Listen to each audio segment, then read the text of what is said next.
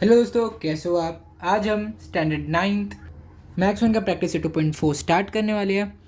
तो प्रैक्टिस से 2.4 स्टार्ट करने से पहले मैं आपको बता दूं कि इस प्रैक्टिस सेट का मैंने 2.1, 2.2 और 2.3 पहले पढ़ाकर अपलोड कर दिया है। तो अगर अपने रियल नंबर्स का ये प्रैक्टिस सेट नहीं देखा है तो पहले आप जाकर वो देख लो, ठीक है। तो चलिए अब आगे बढ़ते हैं, प्रैक्टिस से 2.4 हम स्टार्ट करते हैं हमारा। तो सबसे पहले आपको क्या दिया है, यहाँ पे आपको मल्टीप्लाई करना है। देखिए बहुत ज़्यादा आसान प्रैक्टिस सेट है, इसके लिए बस आपको एक चीज़ पता होनी चाहिए, वो मैं भी आपको एक्सप्लेन कर दूंगा, फिर आप आराम से प्रैक्टिस सेट कर लोगे, ठीक है। तो देखिए सबसे पहले क्या होता है यहाँ पे, आपको जब √3 से आपको √7 माइनस √3 मल्टीप्लाई करना है। तो अभी तक आपने क्या सीखा है कि कभी भी अगर ब्रैकेट के नंबर, कोई नंबर मान लीजिए 4 है और ब्रैकेट के बाहर एक नंबर 2 है, तो अगर आपको ब्रैकेट हटाना है तो आपको मल्टीप्लाई की साइन डालनी पड़ती है ना, 2 इंटू 4, ठीक है। 2 4 ज़ार 8। लेकिन आज तक आपने सिर्फ एक ही नंबर ब्रैकेट में पढ़ा होगा, लेकिन पहली बार यहाँ पे आपके पास दो दो नंबर है ना। तो मुझे उम्मीद है कि आप ये पहली बार पढ़ रहे हो। अगर आपने इससे पहले पढ़ा है तो अच्छी बात है, और जिन्होंने नहीं पढ़ा है मैं उनको ये समझा देता हूँ। तो देखिए यहाँ पे हम क्या करेंगे, पहले हम √3 को 7 से मल्टीप्लाई करेंगे, फिर हम √3 को -3 से मल्टीप्लाई करेंगे, ठीक है। अब ये कैसे होगा मैं आपको एक प्रूफ भी दे देता हूँ कि आपको कोई टेंशन लेने की ज़रूरत नहीं, आपका आंसर इससे बहुत सही आएगा। देखिए अब मान लीजिए बाहर मैं 2 को लिखता हूँ, अंदर मैं लिखता हूँ 6 माइनस 4, ठीक है। अभी आप इसको एक अपने डायरेक्ट मेथड से कर लीजिए। हाँ तो देखिए 6 माइनस 4 क्या हो जाएगा, आपका 2 हो जाएगा ना। 6 माइनस 4 2 होता है ना, तो बाहर तो 2 पहले से था, ब्रैकेट के अंदर 2 आ गया। अब ब्रैकेट हटेगा तो 2 इंटू 2 हो जाएगा ना, यहाँ पे 2 इंटू 2 क्या होता है, 4 होता है, ठीक है। अब मैं आपको अपने मेथड से दिखाता हूँ, ठीक है। 2 इंटू 6 माइनस 4, तो पहले आप 2 को किससे मल्टीप्लाई करोगे, 6 से, फिर आप 2 को मल्टीप्लाई करोगे -4 से। अब कैसे होगा, देखिए पहले आपको 2 को 6 से मल्टीप्लाई किया तो 2 6 ज़ार 12। अब 2 को -4 से मल्टीप्लाई करोगे तो -8 मिलेगा, है ना, -8। 12 -8 क्या होता है, 4 होता है। देखिए क्या हमारे आंसर सेम नहीं आए, आंसर तो सेम ही आए ना। कि अगर आप इसको बाहर से ऐसे दोनों से मल्टीप्लाई करोगे तो भी आंसर सेम आएगा, या फिर अंदर आप माइनस कर दोगे तो भी आंसर सेम ही आने वाला है। तो देखिए यहाँ पे क्योंकि हम अंदर माइनस तो कर नहीं सकते, क्योंकि इरेशनल नंबर के अगर जो रेडिकेंट वो अलग अलग होते हैं, जो अंदर के रेडिकेंट अलग होते हैं, तो हम उनको नहीं कर सकते माइनस या ऐड नहीं कर सकते। अगर अंदर √7 दोनों के अंदर √7 होता तो कर लेते, या तो दोनों के अंदर अगर √3 होता तो कर लेते, लेकिन यहाँ पे दोनों अलग है, इसलिए हम दोनों को सीधे ऐड या सब्ट्रैक्ट नहीं कर सकते, ठीक है। चलिए आपका पहला क्वेश्चन हम शुरू करते हैं फिर। देखिए आपको दिया है √3 इंटू √7 माइनस √3। तो सबसे पहले मैंने आपको बोला था ना कि आपको क्या करना है, तो आप सबसे पहले क्या करोगे, आप यहाँ पे लिखोगे √3। पहले आप √3 को 7 से मल्टीप्लाई करोगे ना, तो यहाँ पे आ जाएगा √3 इंटू 7। यहाँ पे आप एरो की जगह देयरफॉर लिख लीजिए, ठीक है, थोड़ा ज़्यादा सही लगेगा। √3 इंटू 7, फिर आप √3 को किससे मल्टीप्लाई करोगे, -√3 से ना। तो आपका √3 इंटू √3, माइनस हम पहले ही लिख लेते हैं यहाँ पे, -√3 इंटू √3, ठीक है। ये देखिए -√3 पहले से था, आपने √3 से मल्टीप्लाई कर दिया। अब देखिए √3 इंटू √7 क्या हो जाएगा, देखिए दोनों के ऊपर रूट है तो आप एक कॉमन रूट यहाँ पे ऐसे ले सकते हैं, और ये √3 इंटू √3 को भी आप ऐसे ले सकते हैं, ठीक है। अब देखिए अब देखते हैं आगे क्या आएगा। देयरफॉर देखिए ये √21 आ जाएगा ना, 3 7 ज़ार 21 होता है, माइनस √9, 3 3 ज़ार 9। अब 9 का स्क्वायर रूट तो आपको पता है, 9 का स्क्वायर रूट तो 3 आता है। देयरफॉर आप लिखोगे √21 माइनस 3, ये रहा आपका आंसर, ठीक है। ये आपका फाइनल आंसर, आप इसको नोट कर लीजिए। अभी मैं आपके सामने क्वेश्चन नंबर 2 लिखता हूँ, ठीक है। ठीक है, तो देखिए क्वेश्चन नंबर 2 मैंने आपके लिए पहले ही सॉल्व करके रख लिया है। अब हम देखते हैं इसको सॉल्व कैसे करना है। देखिए यहाँ पे दिया आपको √5 माइनस √7 इंटू √2। अब सबसे पहले आप √2 को दोनों से मल्टीप्लाई करोगे, पहले √5 से, फिर -√7 से। तो देखिए √5 इंटू √2 माइनस √7 इंटू √2, ठीक है। अब दोनों के बाद रूट है तो रूट कॉमन आ गया, 5 इंटू 2, इधर भी रूट कॉमन आ गया, ठीक है। 5 2 ज़ार 10, 7 2 ज़ार 14, तो आपका फाइनल आंसर हो गया √10 माइनस √14। अब इसका स्क्रीनशॉट ले लीजिए, तो आप इसको नोट कर लीजिए। अभी हम करते हैं हमारा क्वेश्चन नंबर 3। तो देखिए यहाँ पे मैंने आपके लिए पहले ही क्वेश्चन नंबर 3 पूरा लिख के रखा है। अब मैं आपको अच्छे से बताता हूँ कि इसको सॉल्व कैसे करना है। देखिए सबसे पहले यहाँ पे आपको दिया 3√2 माइनस √3 मल्टीप्लाइड बाय 4√3 माइनस √2, ठीक है। ये आपको दिया है वैल्यू। अब देखिए पिछले क्वेश्चंस में जो नंबर मल्टीप्लाई हम करते थे वो नंबर सिर्फ सिंगल नंबर था। देखिए यहाँ पर भी सिंगल नंबर है और यहाँ पर भी सिंगल नंबर है, लेकिन यहाँ पर तो डबल नंबर से हमें मल्टीप्लाई करना है। तो मैं आपको एक ट्रिक बताता हूँ, वो ट्रिक आपके बहुत काम आएगी। ये देखिए, जो 4√3 है ना, मैंने उसको y कंसिडर कर लिया, ठीक है। 4√3 की जगह मैं बोल रहा हूँ उसको y कंसिडर कर लो। अब 3√3 तो 3√2 माइनस √3 तो वैसा ही रहेगा, और इसकी 4√3 माइनस √2 की जगह हमने y को पुट कर दिया, ठीक है। अब सही है। अब देखिए, अब क्योंकि y यहाँ पे लिखा है तो सबसे पहले हम y को √3√2 से मल्टीप्लाई करेंगे, फिर √3 से मल्टीप्लाई करेंगे, ठीक है। तो अब देखिए 3√2 into Y minus √3 into Y, ये हो गया हमारा आंसर। अब हमने जो y की वैल्यू क्या अज्यूम की थी, 4√3 माइनस √2 हमने अज्यूम किया था, ठीक है ना। अब 4√3 को हम y की जगह पुट कर देते हैं। अब ये क्या हो गया, 3√2 तो वैसा ही था जैसे यहाँ पे था, y की जगह आ गया 4√3 माइनस √2। अब माइनस √3 तो वैसा ही था जैसे यहाँ पर है, y की जगह हमने फिर से लिख दिया 4√3 माइनस √2। अब देखिए, अब क्योंकि 3√2 इंटू 4√3 माइनस √2 हो गया, देखिए सेम ऐसा होगा जैसे हमने पीछे सॉल्व किया था, सेम ऐसा ही होगा ना, एक ही नंबर बाहर है, यहाँ पे भी एक ही नंबर बाहर है। अब हम 3√2 को पहले 4√3 से मल्टीप्लाई करेंगे, फिर हम उसको माइनस √2 से मल्टीप्लाई करेंगे। तो ठीक है, पहले हमने यहाँ पे किया 3√2 इंटू 4√3, पहले इससे मल्टीप्लाई किया, ठीक है। अब माइनस जो ये √2 का माइनस था ना, हमने उसको पहले ही लिख लिया, ठीक है। इसीलिए हम यहाँ पे लिख रहे हैं 3√2, देखिए 3√2 इंटू √2। अब पूछोगे माइनस क्यों नहीं लिखा, क्योंकि माइनस यहाँ पे हमने पहले ही लिख दिया है, तो वापस लिखने की ज़रूरत नहीं है, ठीक है। अब देखते हैं, अब यहाँ पे दिया माइनस √3 इंटू, एक बार मैं इसका ये रफ कर दूँ, फिर आप वापस एक बार देख लीजिए, ठीक है। अब देखिए, पहले -3 को हमने 4√3 से मल्टीप्लाई किया, ठीक है, -√3 को 4√3 से मल्टीप्लाई किया, फिर जो -√3 है इसको -√2 से मल्टीप्लाई किया, देखिए -√2 इंटू -√3, ठीक है। ये स्टेप आपको क्लियर हो गया। अभी देखते हैं आगे क्या किया हमने। आगे हमने 3 और 4 जो नंबर बाहर थे उनको साथ में लिख लिया, और जो नंबर रूट के अंदर थे उनको भी साथ में लिख लिया, ठीक है। 3 4 हमने बाहर कर लिया, और 3 इंटू 2 हमने बाहर कर लिया। अब देखिए -3 तो अकेला नंबर यहाँ पे बाहर है, अब √2 दोनों अंदर है, तो दोनों का एक कॉमन हमने यहाँ पे रूट ले लिया। यहाँ पे देखिए यहाँ पे सिर्फ 4 बाहर है, तो हमने सिर्फ 4 को बाहर लिखा है, और 3 दोनों रूट के अंदर था, तो यहाँ पे भी हमने रूट के अंदर दोनों 3 को लिख लिया। अब यहाँ पे कोई भी नंबर बाहर नहीं, यहाँ पे सिर्फ रूट के अंदर नंबर है, तो हमने यहाँ पे एक कॉमन रूट ले लिया। अब देखिए ये भी माइनस था, ये भी माइनस, तो माइनस माइनस क्या होता है, माइनस इंटू माइनस प्लस होता है, तो हमने यहाँ पे इसलिए प्लस लिख दिया, ठीक है। अब देखते हैं 3 4 12, हमने वही लिखा है। अब रूट के अंदर 3 2 6, ठीक है। अब माइनस तो पहले से ही था, 2 इंटू 2 क्या होता है 4, ठीक है, तो 4 भी लिख लिया। अब 4 इंटू 3 इंटू 3, ये देखिए √3 इंटू 3, ये भी सही है। अब 3 इंटू 2 6 होता है, वो भी हमने यहाँ पे लिखा है। तो आगे देखिए 12√6 माइनस, अब 4 का अंडर रूट तो आपको पता ही है, 2 2 क्या होता है 4 होता है, तो 4 का अंडर रूट हो गया 2।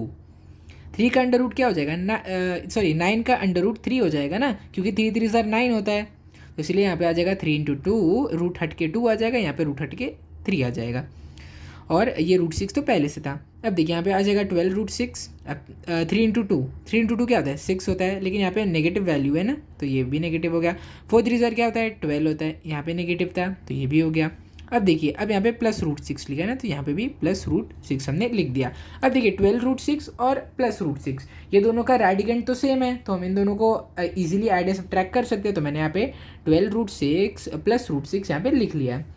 अब देखिए यहाँ पे -6 और -12 साथ में है। अब माइनस माइनस जब भी होते हैं तो हम हमेशा उन्हें ऐड करेंगे, माइनस माइनस को हमेशा ऐड करते हैं। अगर दो नेगेटिव नंबर को हमें माइनस करना रहे तो हम इनको ऐसे ऐड कर देंगे और उनकी बची हुई साइन यहाँ पे लिख देंगे, ठीक है। -6 -12 क्या हो जाएगा -18, और 12√6 +√6। अब देखिए √6 को मैंने आपके पिछले लेक्चर्स में बताया कि इसकी ट्रिक क्या है सॉल्व करने की। √6 को आप पेन मान लीजिए, ठीक है, √6 को आप भूल जाइए और यहाँ पे पेन मान लीजिए। अब देखिए आपके पास 12 पेन थी, मैंने आपको एक और पेन दी, आपके पास 13 पेन्स हो गई है ना, 13 पेन। पेन की जगह क्या था √6, सिंपल। देखिए एकदम सिंपल तरीके से हमारा आंसर आ चुका है।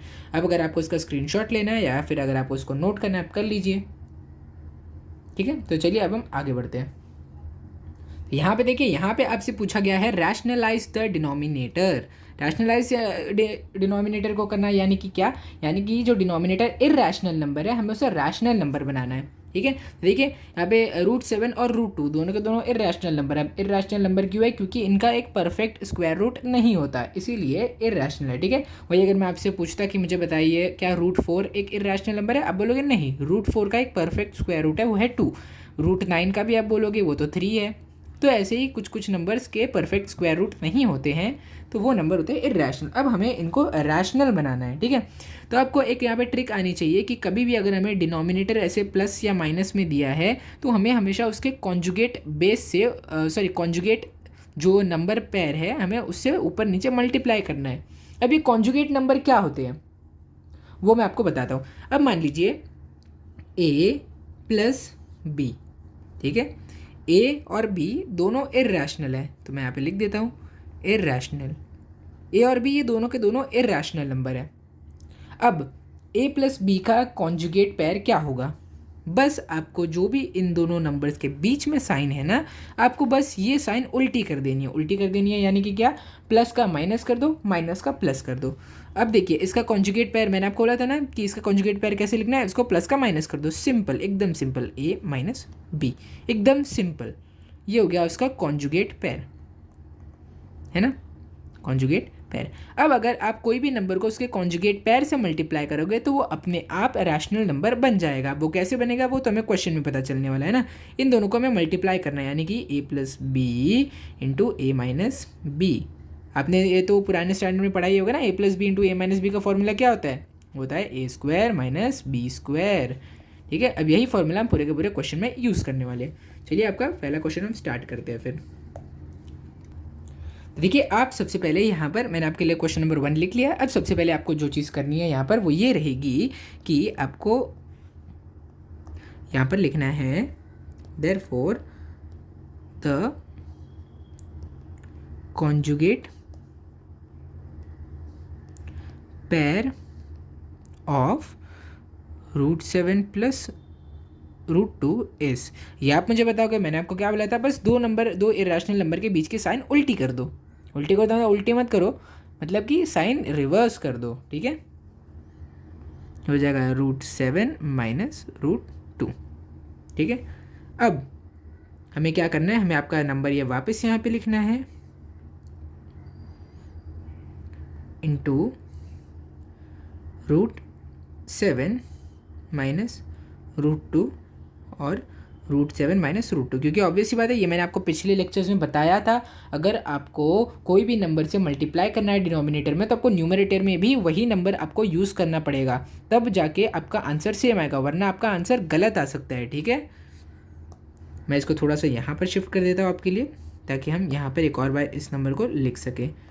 इसको हम कॉपी कर लेते हैं, यहाँ पर हम इसको पेस्ट कर देंगे और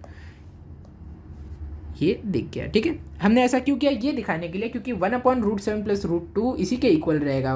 √7 माइनस √2 अपॉन √7 माइनस √2 के इक्वल ही रहेगा, क्योंकि हम ऊपर नीचे सेम नंबर से मल्टीप्लाई कर रहे हैं ना, तो वैल्यू हमारी सेम ही रहने वाली, वैल्यू नहीं बदलेगी। अब देखिए अब हमारा क्या आएगा यहाँ पे,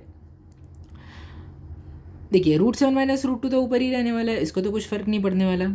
लेकिन यहाँ पर क्या देखिए, a प्लस बी और a माइनस बी आपको नहीं दिख रहा है क्या? यहाँ पे देखिए दिख रहा है ना।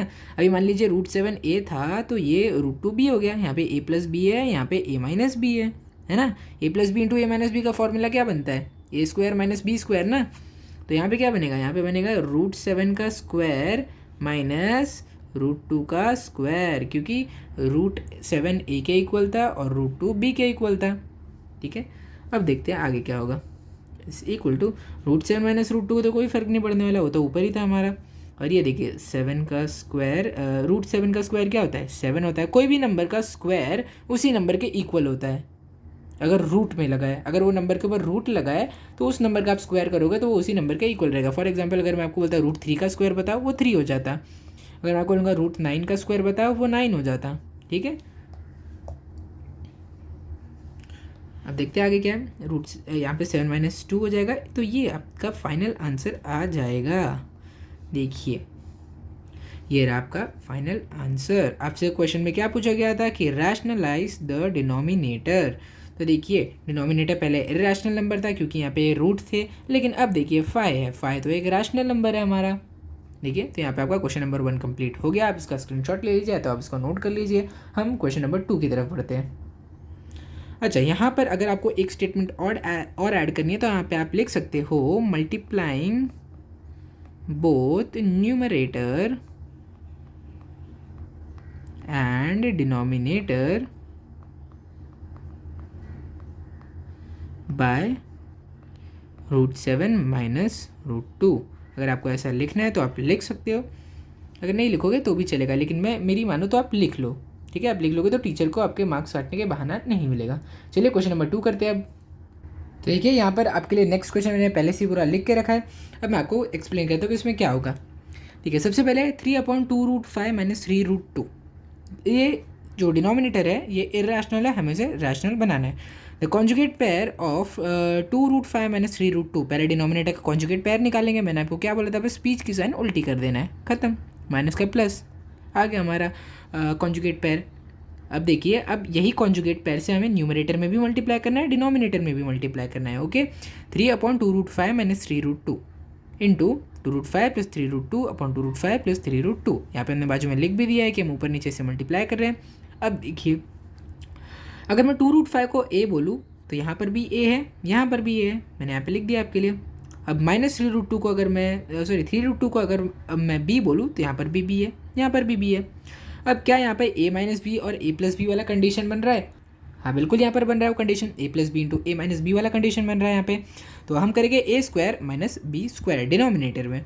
न्यूमरेटर में तो ये ऐसे का ऐसे ही रहेगा, इसकी कोई ज़रूरत नहीं है इसको मल्टीप्लाई करने की, सिर्फ हम डिनोमिनेटर की बात कर रहे हैं। a स्क्वायर 2√5 का स्क्वायर हमने यहाँ पे लिख दिया 2√5 का square minus B square, B क्या था 3√2, उसका कर दिया हमने स्क्वायर यहाँ पे। ऊपर तो एज इट इज़ रहेगा, उससे कोई फर्क नहीं पड़ता हमें। अब देखिए, सबसे पहले हम 2 का स्क्वायर करेंगे, 2 का स्क्वायर, फिर √5 का स्क्वायर करेंगे, फिर अंदर क्या दिया माइनस 3 का स्क्वायर करेंगे, फिर वापस से हम यहाँ पे √2 का स्क्वायर करेंगे। ओके, अब ऊपर वाले से तो कोई फर्क नहीं पड़ता, इसको अभी भी हमने वैसे ही रहने दिया। अब देखिए 2 का स्क्वायर क्या होता है 4, 2 स्क्वायर क्या होता है 4। अब √5 इंटू √5 क्या हो जाएगा, मैंने आपको बोला था कि कोई भी अगर नंबर पे रूट लगाए तो उसका स्क्वायर वो नंबर के अंदर जो है वो बराबर होगा उसके, तो √5 का स्क्वायर क्या होगा 5 हो जाएगा। 3 3 ज़ार यहाँ पे हमारा 9 हो जाएगा। तो देखिए यहाँ पे एक मिस प्रिंट है, यहाँ पे हमें 9 लिखना है। ओके, हो जाएगा 9। ठीक है, 3 का स्क्वायर हमारा 9 है, तो यहाँ पे 9 लिख दिया। √2 का स्क्वायर तो 2 होने वाला है। ओके, अब 4 5 ज़ार 20 माइनस 2 9 ज़ार 18। अब 20 माइनस 18 क्या होता है 2 होता है। अगर आपको इसको नोट करना है या फिर आपको इसका स्क्रीनशॉट लेना है तो आप ले लीजिए। हम क्वेश्चन नंबर 3 स्टार्ट करते हैं। देखिए, यहाँ पर क्वेश्चन नंबर 3 मैंने आपके लिए पहले से ही लिख के रखा है। अभी मैं आपको पूरा एक्सप्लेन करता हूँ कि ये हमारा कैसे आया। सबसे पहले हमारा क्वेश्चन है 4/7 प्लस 4√3। अब देखिए, डिनोमिनेटर इरेशनल है, हम इरेशनल का कॉन्जुगेट पेयर निकालेंगे। अब इसका कॉन्जुगेट पेयर क्या हो जाएगा 7 प्लस 4√3 है ना, तो मैंने आपको क्या बोला था, बस बीच की साइन उल्टी कर दो, सिंपल 7 माइनस 4√3। अब हम दोनों डिनोमिनेटर और न्यूमरेटर को 7 माइनस 4√3 से मल्टीप्लाई करेंगे। तो देखिए, हमारा क्वेश्चन क्या था 4/7 प्लस 4√3। तो अब हम क्वेश्चन को फिर से लिखेंगे और ऊपर नीचे इस नंबर से मल्टीप्लाई कर देंगे। अब देखिए 7 माइनस 4√3 तो ऐसे ही यहाँ पे अभी के लिए हम इसको ऐसे ही रहते हैं, अभी के लिए हम इसको कुछ नहीं करेंगे। अब देखिए, अगर मैं 7 को a मानूँ और 4√3 को b मानूँ तो क्या यहाँ पर a प्लस बी की कंडीशन बन रही है? बिल्कुल बन रही है। यहाँ पर a माइनस बी की कंडीशन बन रही है। अब a plus B into a minus B क्या होता है a square minus B square. a क्या है हमारा, a है 7 यानी कि 7 का स्क्वायर माइनस b क्या है हमारा 4√3, तो 4√3 का स्क्वायर। अभी क्या हो जाएगा 4 इंटू 7 माइनस 4√3, ये तो ऐसा ही रहेगा जैसे ऊपर था। अब देखिए 7 का स्क्वायर 49, 4 का स्क्वायर तो हम अभी के लिए ऐसे ही लिखते हैं और √3 का स्क्वायर ऐसे लिखते हैं। ठीक है, अब देखिए ये सेम है, ये भी सेम है। 4 का स्क्वायर 16, √3 का स्क्वायर 3। ठीक है, अब ऊपर का अभी भी सेम है 49, अभी भी वैसा है, लेकिन 16 इंटू 3 हो जाएगा 48। अब 49 माइनस 48 हो गया 1, ऊपर सेम था। ठीक है, तो अब 1 को आप नीचे लिखोगे नहीं लिखोगे बात बराबर है। ठीक है, अब हमने क्या किया 4 जो था हमने अंदर मल्टीप्लाई कर दिया इससे। ठीक है, पहले हमने 4 7 ज़ार किया, 4 7 ज़ार हमारा क्या आया 28 आया। फिर हमने ये करने के बाद हमने ये किया 4 इंटू माइनस 4√3, तो 4 इंटू माइनस 4√3 को जब मल्टीप्लाई करोगे आंसर आएगा 16√3। ठीक है, तो यहाँ पे हमारा लास्ट क्वेश्चन कंप्लीट, मतलब क्वेश्चन नंबर 3 कंप्लीट हो गया। आप इसका स्क्रीनशॉट ले लीजिए। अभी हम करते हैं लास्ट क्वेश्चन। देखिए यहाँ पर मैंने आपके लिए क्वेश्चन नंबर 4 पहले लिख के रखा है। अभी हम इसको देखते हैं कि ये कैसे आया आंसर। तो देखिए सबसे पहले आपको नीचे क्या दिया है, √5 + √2 इरेशनल नंबर है, तो इसके कॉन्जुगेट पेयर के लिए बस जो बीच की साइन है उसको उल्टा कर दो, ठीक है। आगे आंसर हमारा। तो अब ये कॉन्जुगेट पेयर से हम ऊपर नीचे दोनों साइड मल्टीप्लाई कर देंगे। तो अब देखिए, अब जब मैं आपको बोलूँगा कि आपको अभी √5 को आप a मान लीजिए, √3 को आप b मान लीजिए, यहाँ पे a - b की कंडीशन बन रही है ना, यहाँ पे भी a - b की कंडीशन बन रही है, और नीचे a + b की कंडीशन बन रही है और a - b की कंडीशन बन रही है, ठीक है। तो देखिए आपने अपने पिछले स्टैंडर्ड में पढ़ा होगा कि a - b into a - b क्या होता है, a - b का स्क्वायर होता है ना। देखिए a - b का स्क्वायर। अब देखिए जो a + b था और a - b था, a + b into a - b, अब तो हम पूरे सब में यही करते हैं ना, a² - b स्क्वायर हो जाएगा, है ना। तो ये हमने यहाँ पे लिख दिया और ये हमने यहाँ पे लिख दिया। अब आपने अपने पिछले स्टैंड में पढ़ा होगा कि a - b स्क्वायर का फॉर्मूला क्या होता है, a² - 2ab + b का स्क्वायर। तो देखिए a हमारा था √5, तो a² की जगह क्या आया हमारा, देखिए मैं इसको थोड़ा जूम आउट करके आपको बताता हूँ। a² की जगह आ गया हमारा √5 का स्क्वायर, 2 तो 2 ही रहेगा, a की जगह √5, b की जगह √3, और यहाँ पे b² दिया है तो हमारा √3 का स्क्वायर हो जाएगा, क्योंकि हमने यहाँ पे एज्यूम किया था ना। ये देखिए, अब देखिए a² - b² तो सिंपल है, √5 का स्क्वायर क्या हो जाएगा, 5 हो जाएगा, √3 का स्क्वायर हो जाएगा 3। अब देखते हैं √5 का स्क्वायर एकदम सिंपल है, 5 हो जाएगा, 2 इंटू √5 इंटू √3। अब देखिए -2 ऐसे का ऐसे ही रहेगा बाहर ही, लेकिन अंदर इन दोनों पे के पास रूट था तो हमने एक कॉमन रूट ले लिया, 3 इंटू 5। अब प्लस √3 का स्क्वायर था तो हमने यहाँ पे √3 लिख लिया। अब 5 - 3 क्या होता है, 2 होता है। 5 देखिए, अब क्योंकि ये एक इरेशनल नंबर है और हम इसको रैशनल नंबर जो कि 5 है उससे हम ऐड या सब्ट्रैक्ट नहीं कर सकते, लेकिन 3 एक रैशनल नंबर है, तो हम अभी 3 और 5 को साथ में लिख लेते हैं ना, 5 + 3, और -2√15 को हमने अलग कर लिया। अब 5 + 3 क्या हो जाएगा, 5 + 3 हमारा 8 हो जाएगा ना। एक बार के लिए मैं हटा देता हूँ, फिर हम बाद में इसको करेंगे, ठीक है। इसको मैं क्लियर कर देता हूँ एक बार आपको कि ये कैसे आया ना, फिर जाके आपको समझेगा ना कि ये क्या है, ठीक है। तो देखिए 5 + 3 क्या आ गया आपका, 5 + 3 आपका 8 आ गया ना। अब ये -2√15 हो जाएगा।